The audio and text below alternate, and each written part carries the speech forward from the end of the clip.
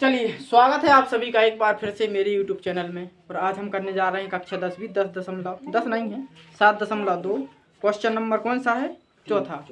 तो चौथा प्रश्न हम करने जा रहे हैं। इसके पहले जो प्रश्न कर लिए हैं इसमें से हम तीसरा प्रश्न छोड़ रहे हैं, क्योंकि रिवीजन क्लासेस में हम सारे प्रश्न एक साथ नहीं करवा सकते। अगर आपको ज़रूरत हो तो कमेंट सेक्शन में बताइएगा।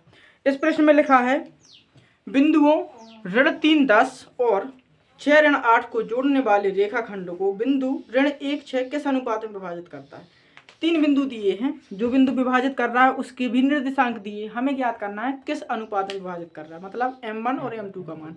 अब देखिए, ये प्रश्न जो है विभाजन सूत्र से जी इम्पोर्टेंट प्रश्नों की श्रेणी में आता है वाला आपका, तो इसको जरूर करिएगा आप लोग। तो ध्यान से देखिए इस तरफ। प्रश्न क्रमांक कौन सा है? चौथा। तो एक्सरसाइज जो है हमारी 7.2 क्वेश्चन 4, और जो क्लास है हमारी वो कौन सा? 10th। इसमें देखिए हम लिखेंगे, माना दिए गए बिंदु हैं ऋण 3 10।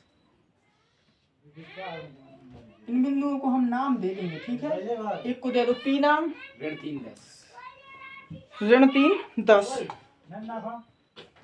ऋण 3 10 और Q 6 ऋण 8 तथा एक दे देंगे जो इनको क्या करेगा, डिवाइड करेगा। उसको हम दे रहा है PQ, इसको दे देंगे M नाम, ठीक है। M दे देंगे नाम। बोलो क्या है? ऋण 1 6।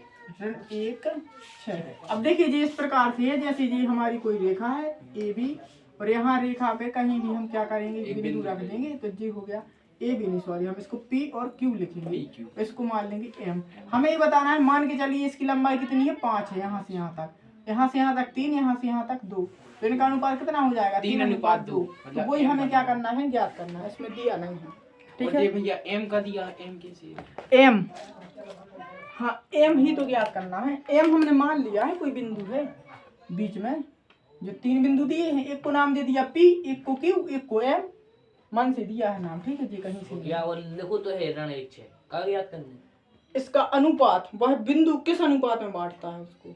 हाँ सो का भाई ये M ने जो भैया भाई अनुपात को M1 M2 हम लिखेंगे, माना नाम बता दे भैया। अभीष्ट अनुपात,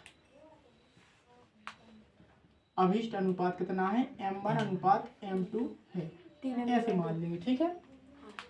तब जो सूत्र होता है हमारा, x बराबर होता है M1 x2 plus M2 x1, और बटे में M1 प्लस M2 रख दीजिए मान।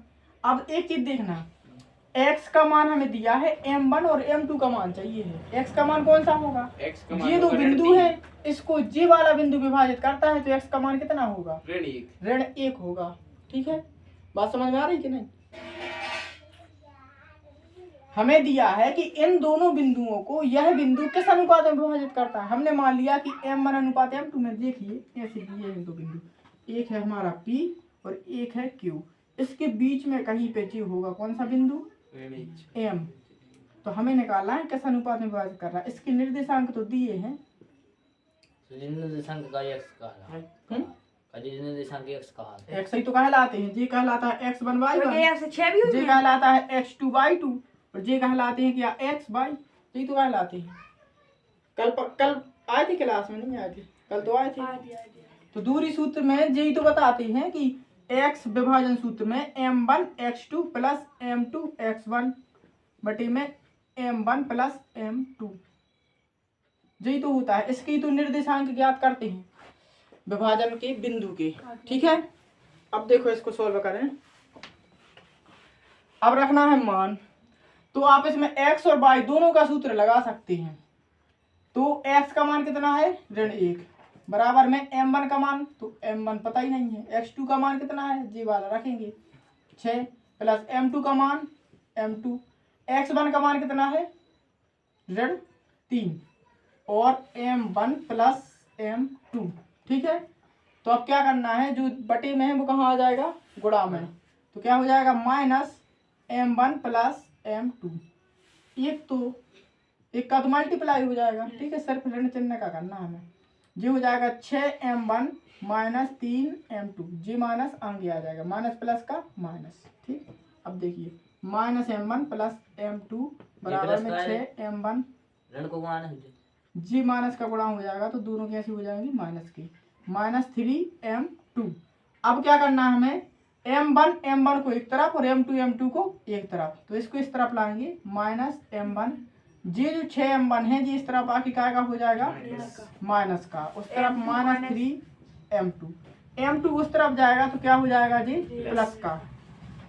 इन दोनों को क्या करेंगे जोड़ देंगे तो 7m, एक मिनट, M3 हो इधर m1 लिखना है ठीक, तो 7m1 बराबर में जी क्या हो जाएगी घट जाएंगे 2m2 ठीक, ऋण चिन्ह से ऋण चिन्ह काट देंगे। अब क्या बचा हमारे पास, हमें चाहिए देखिए किसका मान, m1 अनुपात m2 का, तो हम क्या करेंगे m2 को इस तरफ लाएंगे 7 को इस तरफ ले जाएंगे तो क्या हो जाएगा m1 बटे m2 बराबर में हो जाएगा 2 बटे 7। तो m1 इसको हम किस में बांट देंगे अनुपात में, m1 अनुपात m2 बराबर हो जाएगा 2:7। तो जी हमारा क्या है आंसर।